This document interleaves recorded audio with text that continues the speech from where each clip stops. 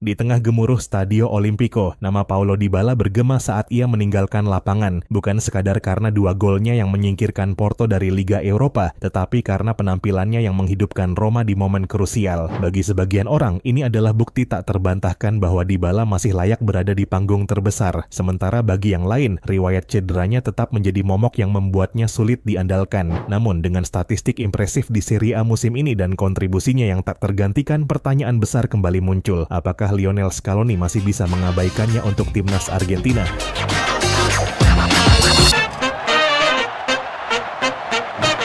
Halo dan selamat datang kembali di Papa Bola. Setiap kali daftar pemain timnas Argentina diumumkan, nama Paulo Dybala selalu menimbulkan perdebatan. Pemain berbakat dengan teknik tinggi dan visi permainan luar biasa ini kerap terpinggirkan, baik karena cedera maupun karena bayang-bayang Lionel Messi yang mendominasi perannya. Kini, jelang jeda internasional Maret, pertanyaan yang muncul kembali adalah, haruskah Dybala mendapat tempat di skuad Lionel Scaloni? Bagi banyak penggemar, jawabannya tegas. Jika dalam kondisi fit, Dybala harus dipanggil.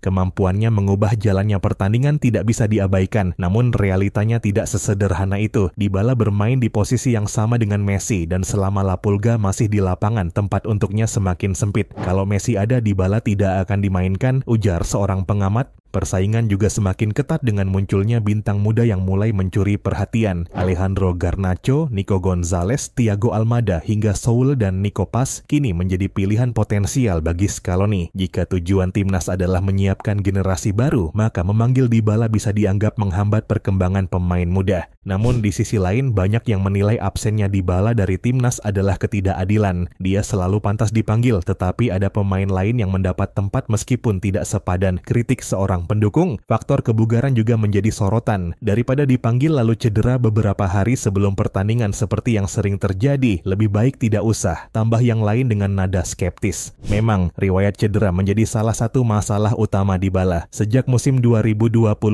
2023 hingga 2024-2025, ia telah mengalami berbagai cedera mulai dari masalah hamstring, cedera adaktor, hingga kelelahan otot. Pada musim ini saja, ia telah mengalami beberapa cedera, termasuk lutut memar dan masalah otot yang membuatnya absen dalam beberapa pertandingan penting bagi AS Roma. Dalam 2 musim terakhir, ia melewatkan total lebih dari 20 pertandingan akibat cedera. Konsistensi kebugarannya menjadi tanda tanya besar bagi Scaloni, yang tentu tidak ingin mengambil risiko dengan pemain yang sering keluar masuk ruang perawatan. Namun, ketika dalam kondisi terbaiknya, Dybala adalah pemain yang bisa mengubah jalannya pertandingan dalam sekejap. Penampilan gemilangnya saat membawa AS Roma ke babak 16 besar Liga Eropa setelah menyingkirkan Porto menjadi bukti nyata. Setelah Porto membuatnya cedera di leg pertama, Dybala kembali di leg kedua dengan performa luar biasa. Ia mencetak 2 gol yang tidak hanya mengamankan kemenangan Roma, tetapi juga membuat Stadio Olimpico bergemuruh dengan sorakan namanya saat ditarik keluar. Claudio Ranieri bahkan menyebutnya sebagai cahaya yang membimbing tim dan senjata mematikan yang bisa membawa Roma ke level yang lebih tinggi.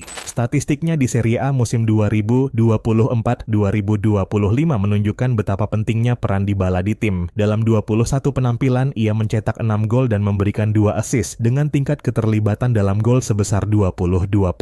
Meskipun hanya menjadi starter dalam 60% pertandingan, ia tetap menjadi pemain kunci di lini serang Roma. Dalam aspek passing, Dybala telah menciptakan 8 peluang besar dan mencatat rata-rata 1,7 umpan kunci per pertandingan. Akurasi umpannya juga mengesankan dengan tingkat keberhasilan 86% secara keseluruhan dan 78% di area lawan. Di sisi penyerangan, meskipun mencetak 6 gol, angka expected goals (XG) sebesar 6,2 menunjukkan bahwa ia mencetak gol sesuai dengan peluang yang didapatnya. Namun, efektivitasnya dalam penyelesaian masih bisa lebih baik dengan hanya 13% konversi peluang dan 5 peluang besar yang terbuang. Ia sangat dominan dengan kaki kiri, mencetak 5 dari 6 golnya dengan kaki tersebut, sementara 1 lainnya dengan kaki kanan. Peta panasnya menunjukkan bahwa ia aktif di berbagai area lapangan, bukan hanya di lini serang tetapi juga dalam proses membangun serangan dari lini tengah. Dengan total 1.291 menit bermain dan 4 kali masuk Team of the Week, kontribusinya untuk Roma musim ini tidak bisa diabaikan. Dybala juga adalah 5 kali juara Serie A, 4 kali juara Coppa Italia, MVP Serie A 2019,